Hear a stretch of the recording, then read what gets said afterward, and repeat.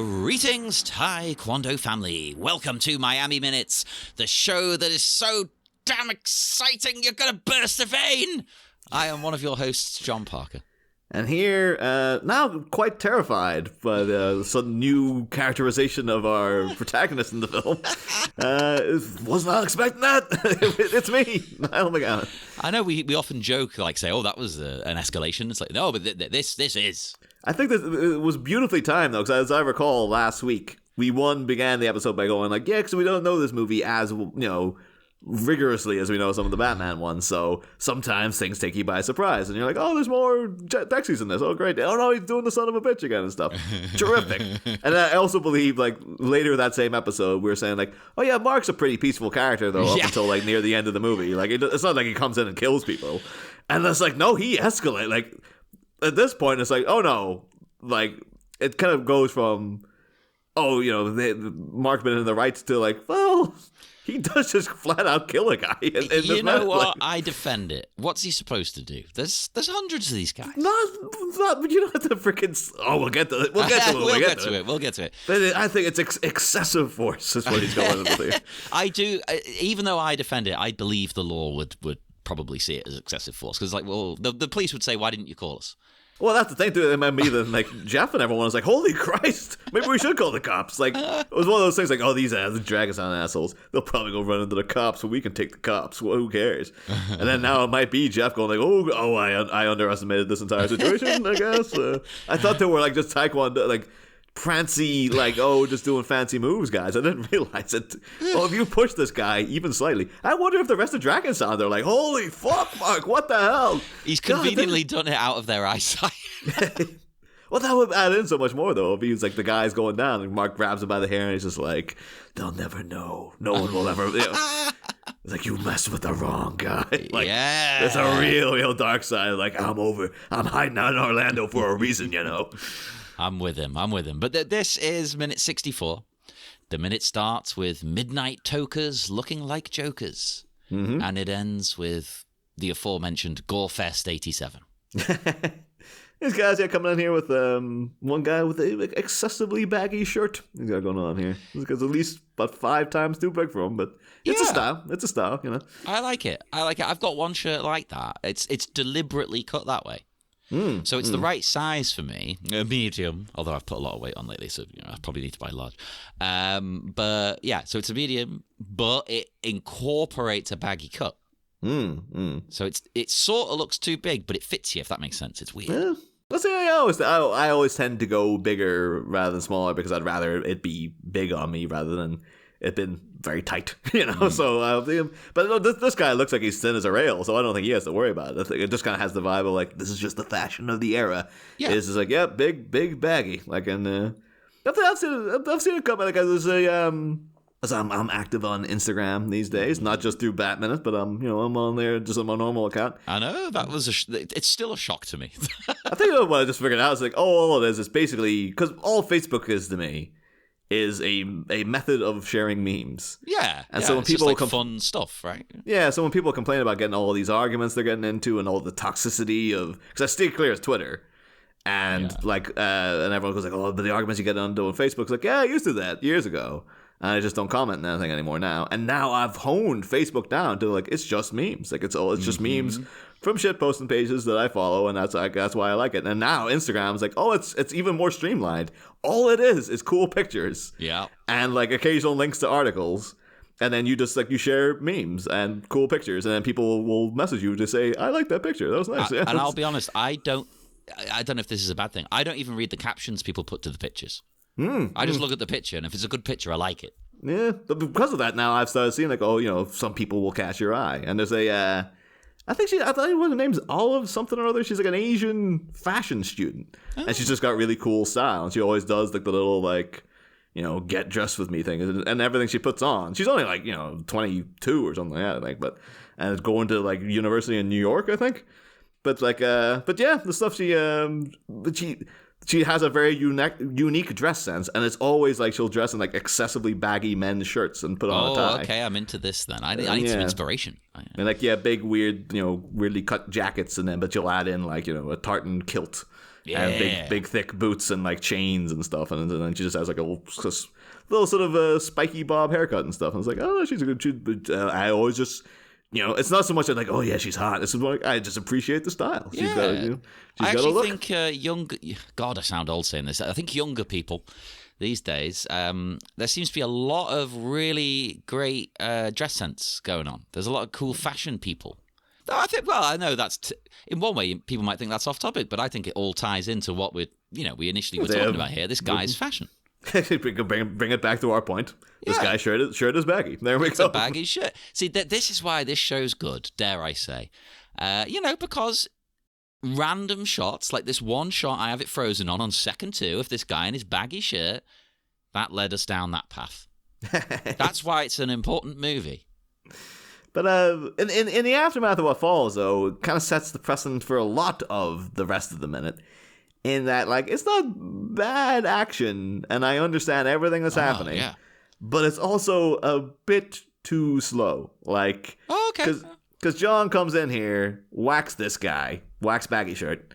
Oh, he doesn't just whack him, he bloody fucking wallops him. He annihilates his stomach, his groin, I don't know. Well, he hits him as one blow, but the other guy takes too long to react. Like, you would hear that and be instantaneously. You would almost sense John's presence, be like, what the hell? But you just, like, he takes the guy down, he's down on the floor, and only then does the other guy be like, huh? And turn around and see, oh, you're gonna be eating lead, buddy. Hey, I'll defend it. I genuinely have a note right here. These are the best looking blows in the movie so far. They look powerful. Like, they look like it doesn't have the vibe of like guys pulling their punches. By the way, the first one does a little. I think it's mostly the way the guy falls. He's doesn't do a great job of selling the fall. Oh, using wrestling terms there. I like it. I'm a Darren Aronofsky fan, as you know. That's what they call it in wrestling. It's selling. People always criticize modern wrestlers and say they don't sell enough because they just do a cool move and then get up, and do another cool move. But no, the second guy, when he's taking him, like those all, that feels as if it's just Vincent Hirsch came over and started whacking the crap out of the guy with the lead pipe. It does. That's why I liked it. I think, and I we've criticized some of the action in the movie for looking a bit slow. I know you've criticized his turnaround, but I think the actual fighting in this minute and what we've got coming up, the fights themselves look great. I mean, it could be helped by the lighting, by the setting here at night. It doesn't matter what's helping it. The fact is, it looks good. Yeah. But it's still, everything just seems a bit sluggish. Like everyone's running to get into, but then it also feels like you pick up the pace here, guys. Like you're under attack. But I think the person I'm most disappointed in, quite frankly, because he has the vibe that he doesn't even really know what's happening, is Jeff. Because he's got this kind of thing. He's just sitting there, like it feels. He was sitting next to Dexter. Maybe he has gone into like a Zen state where he's like, I just need to. It's like I can't take this guy anymore. So I'm just spaced out. And like now, then the things are happening. He has a kind of like it cuts to a couple of times when everyone's running around and clearly something's happening, and Jeff's just kind of like, which would make sense if we weren't already aware that they were waiting for Dragon Sound. Yes. Because he would clearly be like, oh, they must be here then. It would almost make more sense if he didn't react at all. Like, everyone else is panicking, and he's just, like, still staring ahead like, that's right. Come to me, baby. Come on. Yeah, like a big bad boss in an old game. He'll just sit there until it's his time. Yeah. It's like, okay, if you get through my goons, then you get to me. He is the Mr. X at the top of the Streets of Rage right here. Or Death Adder from Golden Axe. Yeah. And it's kind of, it would be great though if every fight scene just kicked in with that. Fuck yes. Some of the greatest music of all time. Yeah, no, but absolute still iconic. Bangers. And they don't play Streets of Rage 4 last year. Oh, they bring it back, baby. I know it's been out for a few years now, but I still want it. I think it's because the person I was going to play it with, we've gone our separate ways. So it's like, well, it feels a bit weird playing it on your own. You have to play it with a mate, don't you? No, I'd recommend just whatever if you can strong arm someone into playing it with you. Like I grew up playing Streets of Rage by myself, so like I did as well. But I think then I hit a point where I did play it with people, and it's like, oh, I can't go back. But I kind of have beef with playing it with other people because it has that thing where like no, it doesn't protect you from your partner hitting. Yeah. So I used to play with our friend Gary. And he used to just deliberately punch me. Oh, no, see, that's not on. You can't do it deliberately, no. And then he'd always snigger and be like, oops, all right now. And then like afterwards be like, whoop, and just do it again. It's like... suplex you through a bin. Yeah. And you're like, come on, man. Like, we're trying to get through these Streets of Rage together, aren't we? We'd be a good team because we take it seriously. But you know, not to stray too far from the minute though. I just am a little bit because Jeff he keeps kind of looking behind him like with the vibe of like what's going on. Like yeah, he seems confused. I couldn't decide, is he confused or is he like tuning into what's going on with his Superman level hearing? It's also just a bit surprising just that because all the other goons or not Jeff himself of course is not a goon. All the goons they're on the ball. They're like, something's happened. We're all going to go get this sorted. They're going a little bit slowly about it, but they're getting there. That's what makes me think, though, that Jeff he's hearing the action and he's communicating with the goons via telepathy.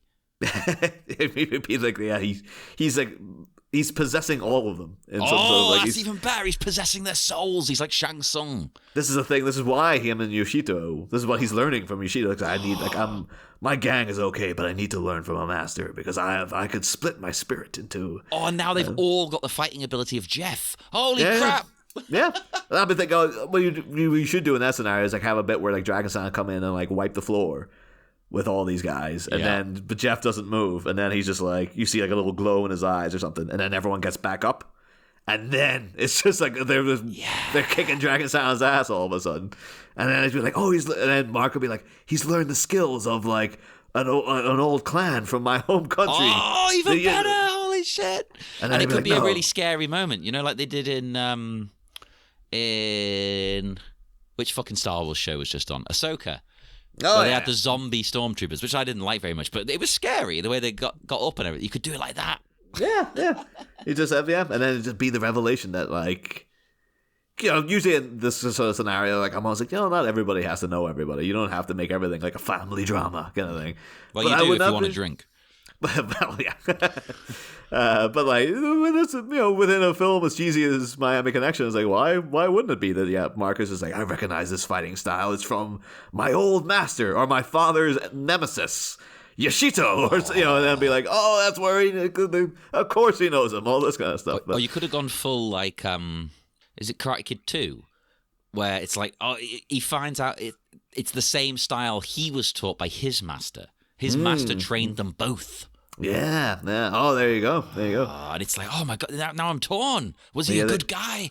You find out, but then there'll be all the details of like Mark's lost love back in Korea and how Yoshito killed her. And all that kind of stuff. Oh, we talk about too, like, this is a tangent, but like, the fact that like freaking Jackie Chan and Ralph Macchio are doing like a Karate Kid movie together. That is nuts. I can't wrap my head around. Like, if it was just, I think the problem is they haven't elaborated on what it is. Because it's one of those things of like, if it's just a new one outright, and I'm like, I'm not that interested. But then if this is like a low key going like, oh, so Cobra Kai is going to wrap up, and then there's going to be a film. Is this like Cobra Kai the movie? Yeah, so they got 100% on board for that. And then it's just like, oh, so you're bringing in the Kung Fu Kid from, you know, the Jaden Smith. I 1000% think they should. Why not lean into it? It exists, right? Don't pretend it doesn't.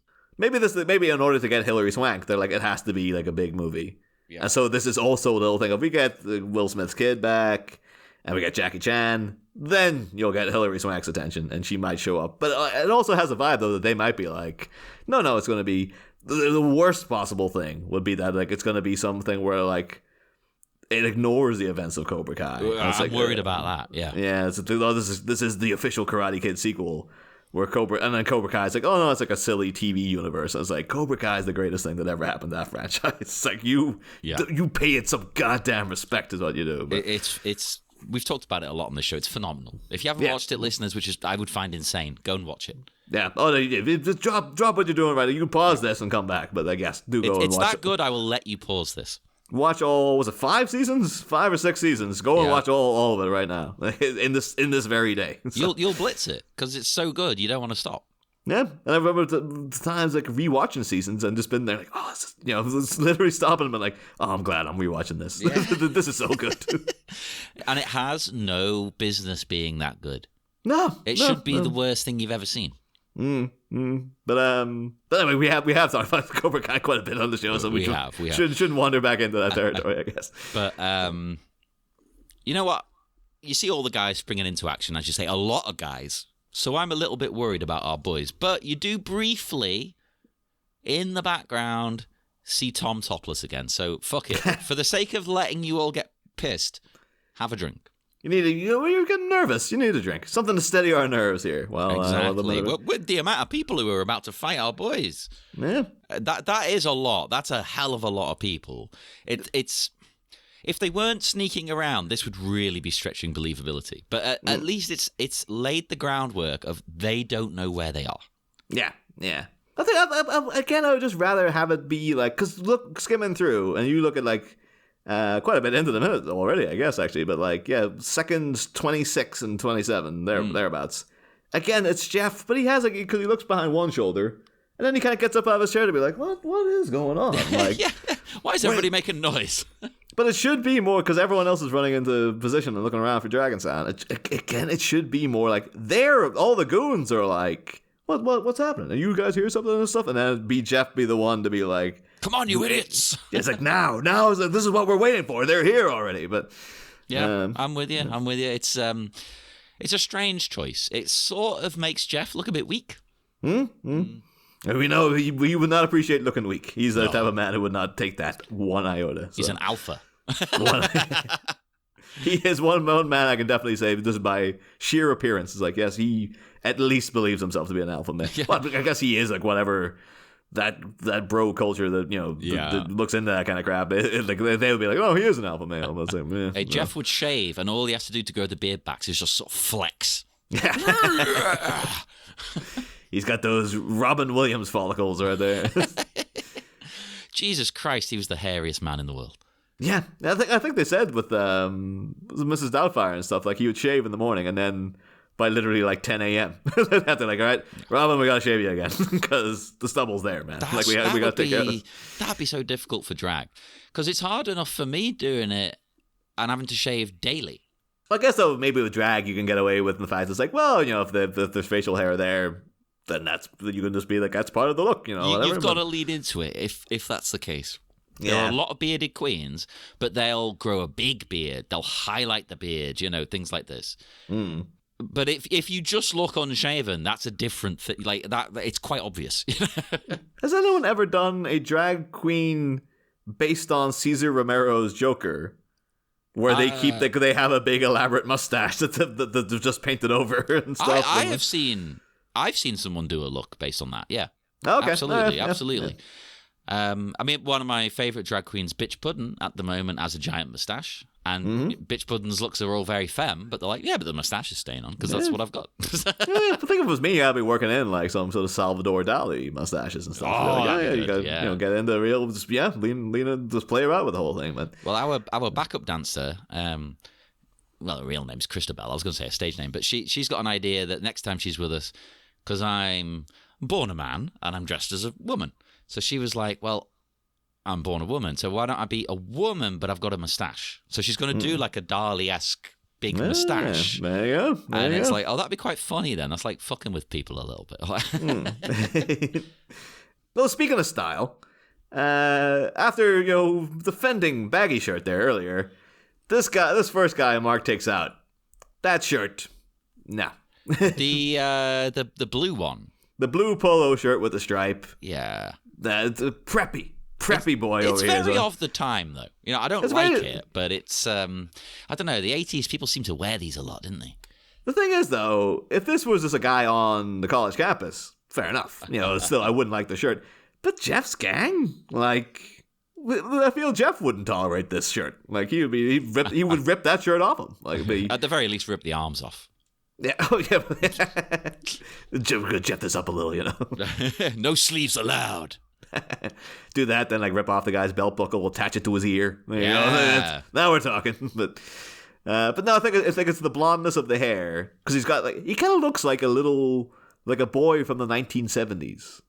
Like a little kid from the 1970s who's now grown up into college age, and he's not changed his style whatsoever. Right, I'm so glad you said that, because, again, I hate to reveal my notes, but I literally next have a note saying Mark sneaks up and dispatches of the king of the 70s. It's the hair as well. It's not just the outfit, it's the hair. But it could be it's just a genuine thing of like, that's a guy who just he never changed his clothes. He was like this is when I was a teenager, this is what I wore, and now I'm 32, and why would I? No, this is still cool, right? It's like, no, man, you look like you're in it's 1986.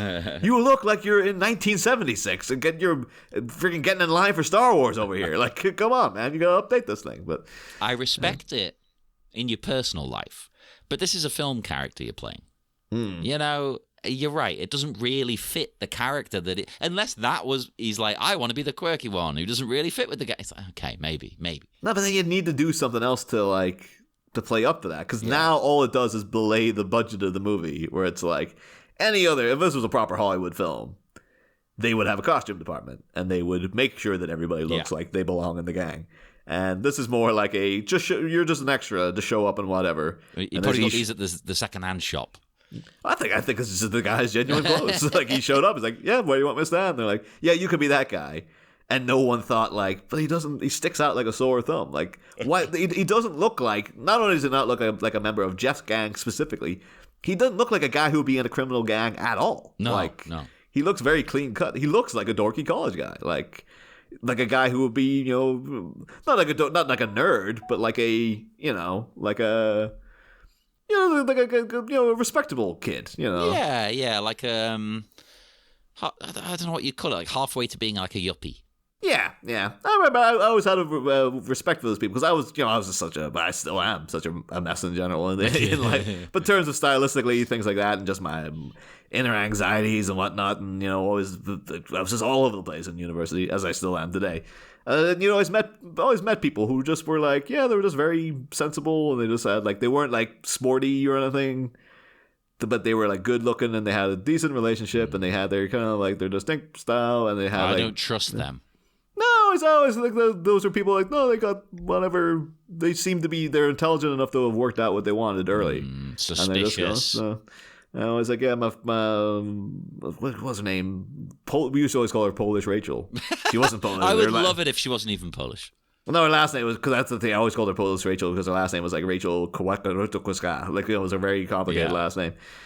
She herself was intensely English, but her parents were Polish. Oh, no, I was hoping it was a completely different country. Like, oh, no, I'm from Latvia. It doesn't matter. And even more frequent Batman guests, Brierly Bishop. She always struck me that way. She just has a very she's just a good-looking lady who just sort of knows what she wants, and she just has a very I'll come out and I've got just my style, my jeans, and I just go after what I want, and I'm just a person who's efficiently existing in the world. Yeah, there's something weird about that lot. I don't trust any of you. Well, it's just because then you don't go into the hardcore asshole jock side, or the freaks and the dweeboids and all the other. Hey, at least I know what I'm getting with them. Yeah, but those people always was like that. I always liked it because they didn't seem judgmental. They were always very I'm doing my thing, and I'll drift between worlds quite happily, So I was always, despite having extreme styles, I was a drifter. I'd seem to make friends in all the different groups. Yeah, but never really good friends. I'm always sort of friends with people. You know what I mean? It's weird. I don't know, maybe that's what this guy's thing is. It's I'm going down to hang out with the chess club guys tomorrow night. But my buddies in chess gang, and they all seem like good guys. What happened? Apparently they need another. They've kidnapped this guy and they're holding him as bait for the. Because they know some guy came in and said he lost his job, and then now he's trying to kill the band who took it. I don't know. I wasn't really paying attention to what was going on there. Quite frankly, it didn't make a lot of sense. But right, another guy appears. Right, this bit really baffles me.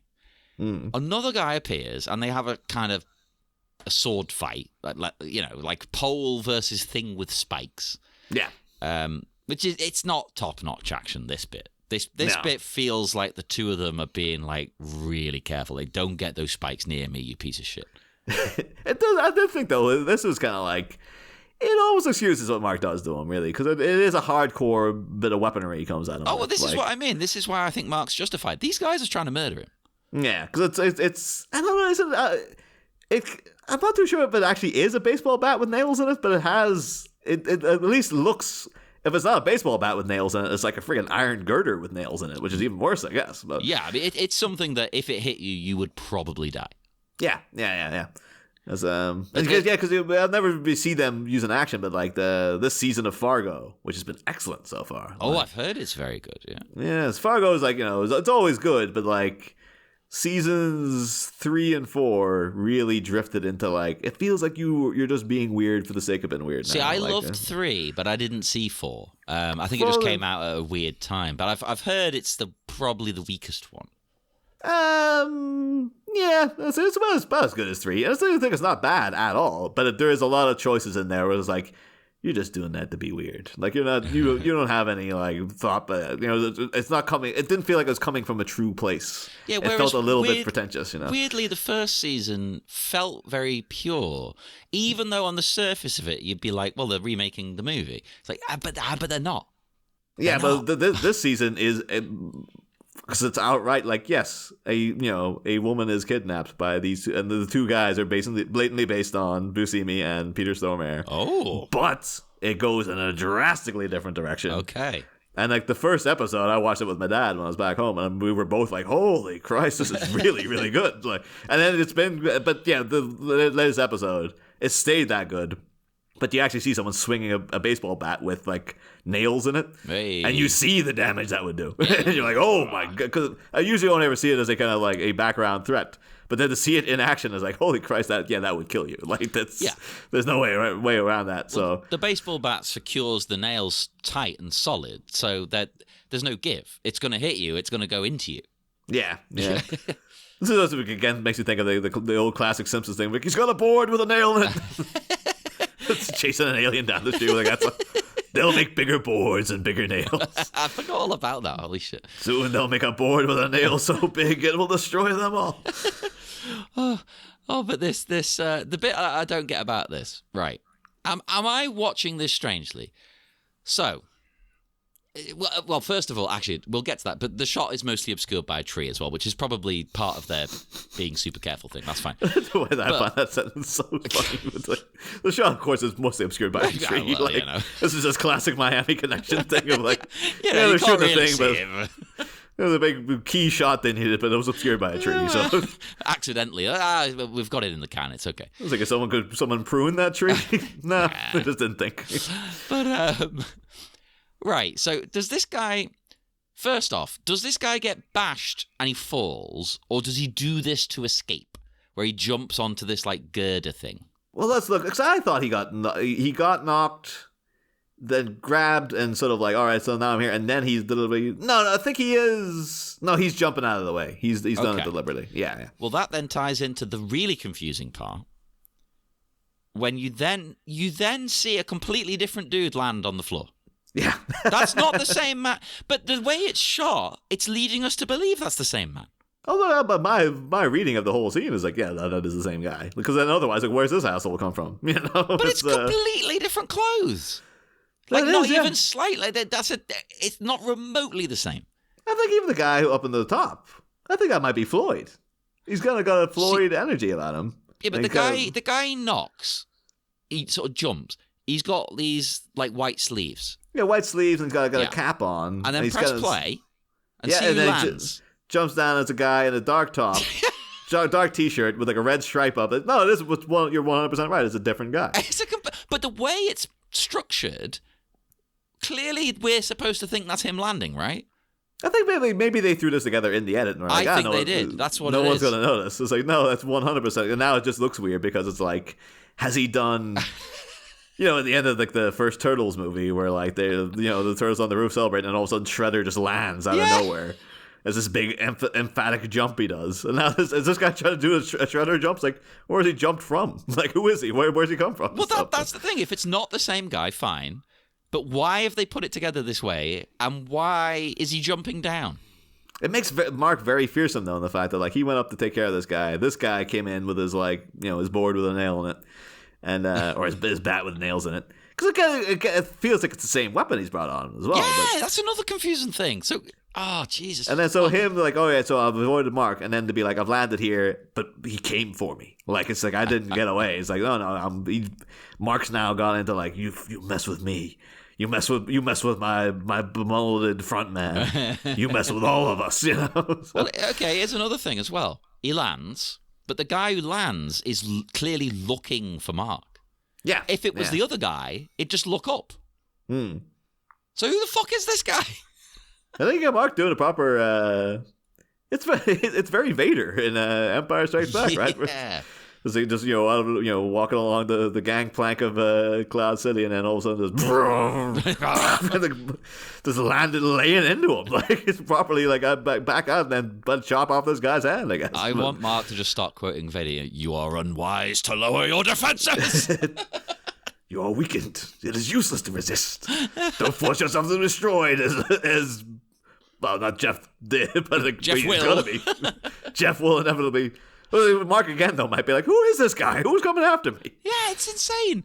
The way Mark comes at him. So Mark's clearly jumped down because we don't see Mark. He just, as you say, he just comes at him from out of nowhere like Vader, just swinging a goddamn metal pole. So I guess he must. I'm assuming they are well aware of this. Like, it's gonna be. I don't know if they're aware that Dexys is part of it, because we didn't have the fight in the train yard. But then Jeff didn't get involved in that. He hung back in the car, so we don't know if Dragonstein even really saw him. They just know way back, like at the start of the movie, there was like, oh, that one guy who's starting John. Is this the guy who's coming for us, or is it the bad guy? And then they're aware they're like, oh no, they've joined forces now. Because were Dexy's crew part of the... No, they were part of the... yeah, because they're hanging out shirtless. That was right. Yeah. They were part of the training yard fight. So, it's yeah, I'm just wondering like, how clear Dragonstein are. Or they're just like, yeah, someone's always coming for us. I guess so. I think that's it. I don't think they have a clue. They're just like, anyone here who's not us, just kick the shit out of them. Fair enough, to be perfectly honest. And speaking of kicking, Mark does then swiftly kick him in the face. Take a drink. Yeah. I think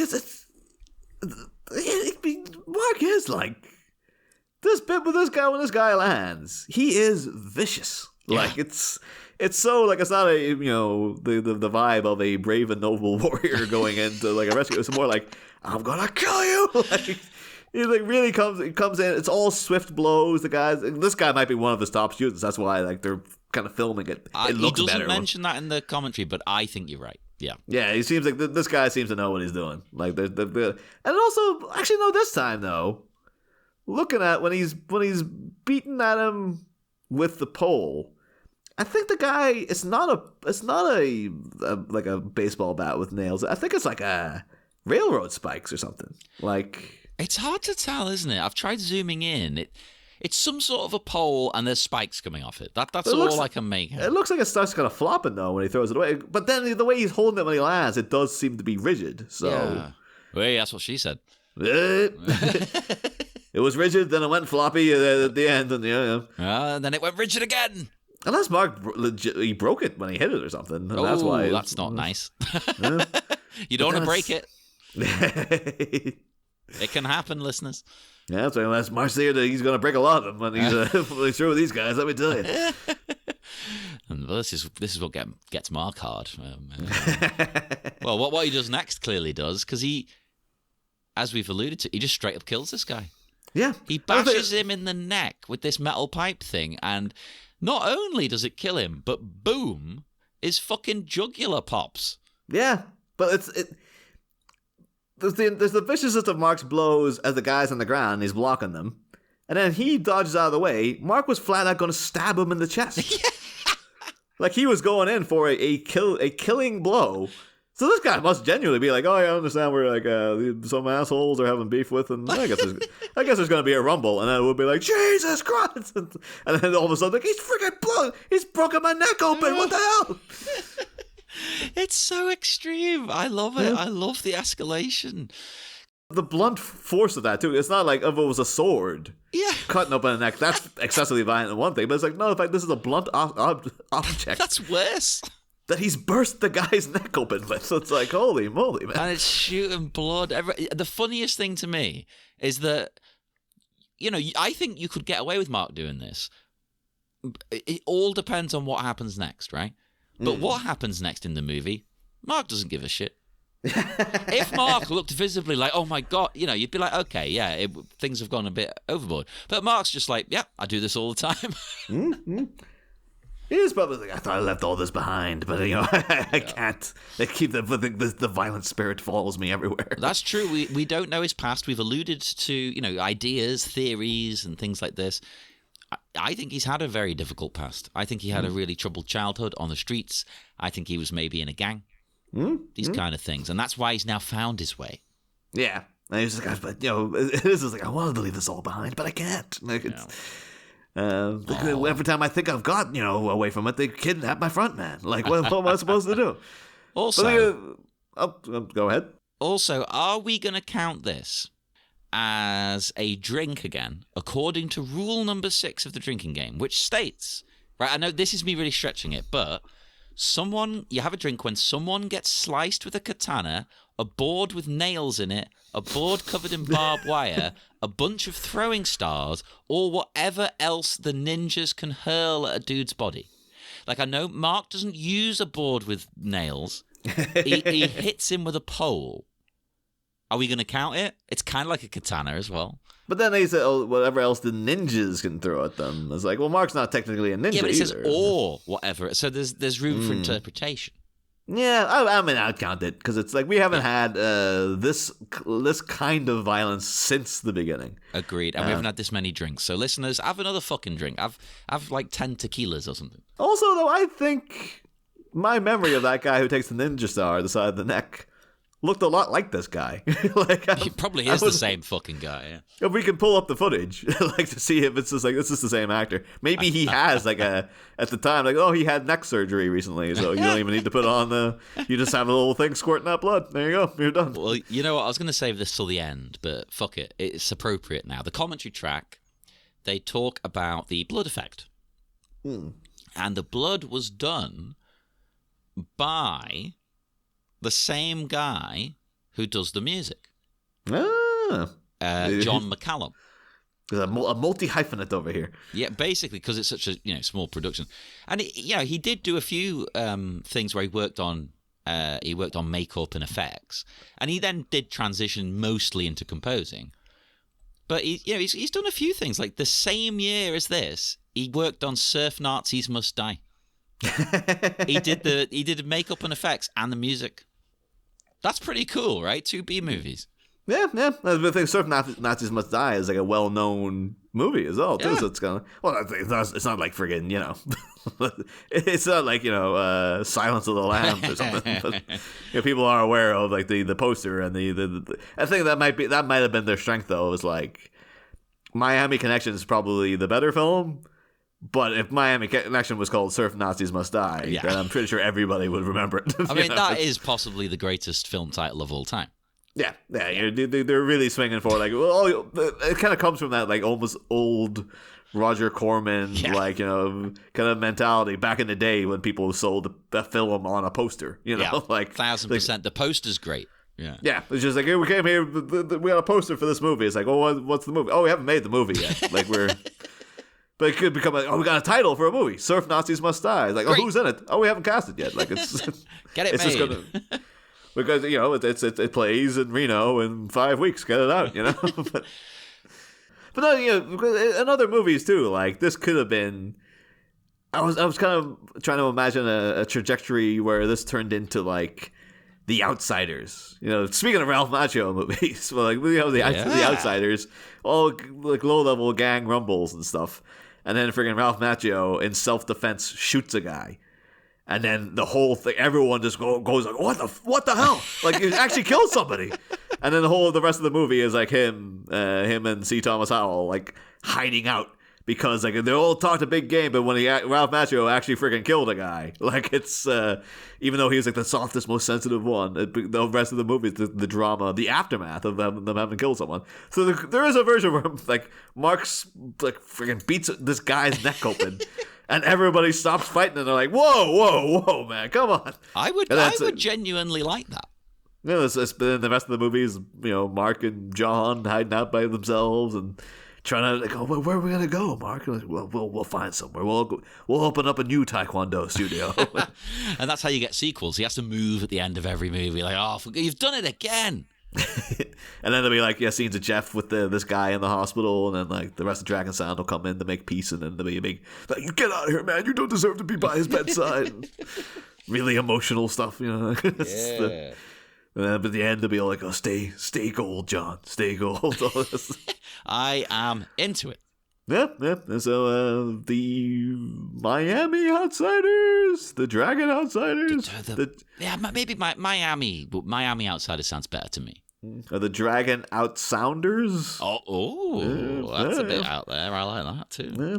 But because of the way the minute ends, who's to know? Who's to say that the rest of the movie isn't that? It isn't all about the aftermath of Mark. Like, again, the only way to describe it is like it's exactly like that bit of Luke walking along in Bespin looking for Vader, and out of a corner, Vader just jumps out and starts slashing the lightsaber. Till he's completely overwhelmed. It's like, yeah, Mark was there. He meant business when he came in. And the fact that he jumped down again to get the guy. Yeah. It's like he's making his way up to rescue Tom. He's like, all right, so that guy, he took care of himself, I guess. Even though he turned into a different guy on the way down. Maybe that was his method of escape. It was like, as I'm dropping down, I'll switch clothes. And then no one need ever know that it was me. But then Mark's just like, you know what? I'm going to go down and get him. Like, I'm going to make sure that this guy's finished. I'm not going to let him walk away. Fucking kill you. I could walk up and just leap up and take care of the rest of them, getting the Tom. But like, no, I'm covering all my bases. I will kill every one of these guys on the way up there to make sure there's no one there when I'm coming back down. Oh my god! I mean, we get a brief bit after that as well. You see John sneaking again. He's sneaking. Yeah, he hasn't witnessed this murder. Again, it could be another hardcore drama of had he witnessed it, and it just being like, I didn't realize you were teaching us to be like killers, Mark. Like, what? Oh, and then Mark has to silence him when no one's looking. It chokes him out like, oh, go to sleep. And then the rest of the movie would be him going like, for John, we have to take down the rest of the gang for John. Oh, and then they all find out in the last scenes. Oh, it was you. I did what had to be done. It's like, I looked up to you like a father. He's the real boss. Man, I didn't know you were going out killing people every night. Ah, yes. Fuck. But yeah, I guess we actually were at the end of the minute, much quicker than usual. I feel, but well, it's action minutes, minutes. I do have one thing from the commentary track I didn't mention. The original idea for the smoking pair at the beginning was that they were smoking pot. But Joseph Diamond thinks that doesn't really come across in the movie. No. But the idea was they're smoking weed, and that's not the action of a hero. That's the action of a bad guy. That's why their senses have been blunted. Yes, exactly. That's to show you they're bad. Is they're smoking weed? I guess though the fact that he called it like, "Give me that shit," that was the only indication that it was drugs. I'll be honest. I didn't think of that. I think it's the only, because people, when they're sharing a cigarette, I don't think they would call it that. You're totally right. I don't know why that didn't spring to mind last week. Yeah. I thought in sharing a cigarette, I'd be more like, get your own. Like, well, a joint is a communal thing, whereas an actual, just a normal cigarette, I feel, is like, you can give someone one from your pack, but I don't think it's like let's share one, unless you're desperate. I think it's because, especially these days with the strength of this stuff, I think most of the time you don't really want to be smoking a joint on your own. It's like, that's too much. Whereas a cigarette, it's like, well, it doesn't really fucking do anything. Unless you're an addict, and then that's the point, isn't it? Fucking hell. Yeah, and you get some people, I think a lot of people too don't want to do it by themselves, because it's kind of like, it's like when you come around to someone's house and they're having, you want a drink? And you're like, nah. It's like, well, I'm drinking. So, don't make me do it by myself. Like, well, I've now made this an occasion, so you have to have a drink as well. Kind of thing. You know what? Listeners, and Niall included, if I'm having a drink, don't feel pressured to have a drink. Because I'm going to have one regardless, because I don't give a flying fuck. If you would like to join me, listeners, or Niall again, that is very nice, but you don't have to. No peer pressure, okay? The worst thing ever is when someone says they don't want to drink, and the other person goes, oh, no, go on. It's like, wait, no, fuck off. They said they didn't want one. Yeah. Leave them alone. I think with we all know, John, you only invented this Miami Minutes drinking game so people would drink along with you. Come on. That's clearly what it was, yeah. You know what, I don't care. I'll drink on my own. I know some people think it's... For some reason, there was an old thing where that was weird. Whereas I think in this modern age, if you drink on your own, nobody thinks it's weird anymore. I think maybe because of the last few years we've been through, which are terrible. It's like, well, yeah, everyone needs to be drunk. Yeah, it's like, whatever you need to do to get through. That's fair enough. In lockdown, it did genuinely become a problem for a lot of people, especially housewives. That's a very outdated term, I imagine. But, it was especially women who were in the home because there was nothing to do, ever. Yeah. So a lot of people ended up getting a problem with wine. Because they just crack open the wine at 1 o'clock, with the lunch. This is Homer working for Frank Scorpio, and Marge is like, I find myself drinking a glass of wine a day. A glass a day, yeah. I know they say you should have a glass and a half, but I just can't drink that much. That's one of my favourite jokes. I fucking love it. No, but it genuinely did become an issue because people were like, well, I might as well because I've got nothing to do tomorrow except for the same fuck. I can't go anywhere. I think, because I've discovered it's getting to the point now I don't drink anywhere near as much as I used to. Because I found like the hangover brings about a lot of anxiety. And so it's like I'd rather just not have to deal with that. So like even like this past weekend, it was like one of my best friend's birthdays, and I was like, nah, I'm not drinking that much. Everyone else is plastered, and I was just there, been like having to. You know what it's like when people are really pissed and you're not that pissed. Yeah, and it can be awkward, which is why I understand the peer pressure. Because it's like, and then the next day people are going to you like, oh, why were you so quiet? And it's like, I was normal. Like you were always been loud. That was the problem. I get it. See, I don't get that effect from it, which is which is a blessing. Because if I did, I'd probably be the same. I'd be like, nah, not worth it. Yeah, I love drink. I love getting drunk. But if the anxiety came with it, and I have enough problems with that as it is, oh boy. Yeah. So now I've chosen to be like, I would rather not have to deal with that. Because I know that one of the things like, well, how you avoid that is just have a drink, a couple of days down the line as well. And it's like, you're chasing it away, and then that becomes, its own problem. So. Exactly. Yeah. So listeners, if you're drinking with us, drink responsibly. The people that is already legless from all the depends what you're drinking us, but if you're on the absinthe, I mean, maybe. But yeah. I mean, it's a short one for us. But it was all quality. That's the thing with us. Our episodes vary in length, but they never vary in quality. Top-notch entertainment. But if you want to speak to us between now and next week, find us on Facebook at the Miami Minutes Taekwondo Orphanage. On Twitter, X, whatever the fuck it is, at Miami Minutes. But, it's quickly dying. I am hitting the point now where I think I'm like, unless it's podcast related, I'm not going on it. I think because the vibe is, I barely look into it, but I think people are now trying to say, like, Elon was always he was either trying to destroy the platform deliberately, or now it's going to be like, no, he will sell. Like within the year, he'll sold it off to someone else, and then it'll be revived, it'll be renamed back to Twitter, and there'll be some sense brought back to it. But it's like, and it'll be, its history will have this weird blip of like, yeah, remember when Elon Musk owned it, and then we gave it the stupidest name ever, and then everyone left except for assholes, and then Well, did you see him the other day where a bunch of advertisers pulled out, like Disney have left and all these other companies, and he said to them, what was it? Fuck you. Or, that was Bob Iger. Yourselves. That was. Bob Iger personally has got up on stage and was just like, "Was Bob Iger here? Go fuck yourself." It's like, oh. I mean, you have to, almost would give it to him for the, like, well, he's been open, I guess. He's being open, but it's also like, if you're saying that, you're doomed. But then they get up on the stage too, and he was talking with one of the guys who was over beside him and going on like, "Oh, this is one of my best guys. I've known him for years." And they go, "I'm so happy that you're here, Tim." And the guy was like, "My name's Simon." But that could have been a bit. That bit. Amazing. I know people were chatting about it, but it's like maybe it was a bit because it seems so like you wouldn't say on stage, "My name's Simon," but you might do.